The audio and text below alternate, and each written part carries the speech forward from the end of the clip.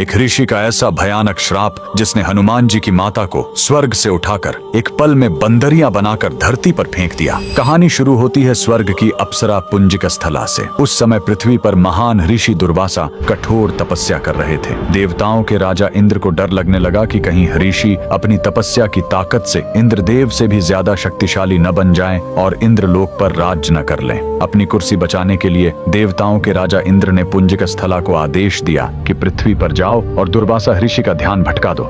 इंद्र के आदेश पर वह ऋषि के आश्रम गए और उनकी तपस्या में बाधा डालने लगी। ऋषि दुर्वासा ने गुस्से में आंखें खोली और उसे श्राप दे दिया। तूने एक चंचल वानर की तरह हरकत की है, जा पृथ्वी पर तेरा चेहरा भी वानर जैसा हो जाएगा। अप्सरा ने रोते हुए ऋषि के पैर पकड़ लिए। तब ऋषि ने दया दिखाई और मुक्ति का उपाय बताया। जिस दिन तुम भगवान शिव के 11वें रुद्र अवतार को जन्म दोगी, तुम वापस अप्सरा बन जाओगी। इसी श्राप के कारण उस अप्सरा ने पृथ्वी पर वानर राज कुंजर के घर बेटी के रूप में जन्म लिया, जिनका नाम अंजना पड़ा। बड़ी होने पर उनका विवाह महान वानर योद्धा केसरी से हुआ, लेकिन श्राप से मुक्ति पाने के लिए उन्हें एक पुत्र की आवश्यकता थी। इसलिए माता अंजना ने हम्पी के इसी अंजनाद्रि पर्वत पर भगवान शिव की घोर तपस्या की। सालों की तपस्या से शिव जी प्रसन्न हुए और वायुदेव के माध्यम से अंजना के गर्भ में दिव्य शक्ति स्थापित की। और तब इसी पहाड़ी पर जन्म हुआ बजरंग बली का। हनुमान जी के जन्म लेते ही माता अंजना का श्राप टूट गया। आज कर्नाटक के हम्पी में स्थित